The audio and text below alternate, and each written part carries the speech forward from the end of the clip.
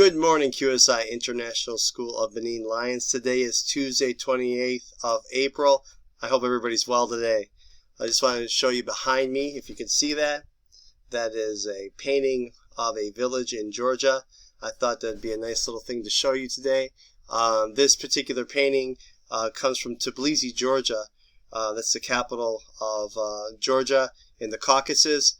And it's a painting that adorns our home here in the States, and I thought it'd be just a nice thing to show you. I'll give it, if I can get the light out of it. It kind of shows the character of the buildings there in a little bit of a comic way, and I just wanted to kind of have you get a chance to see that. I wish all of you well this morning.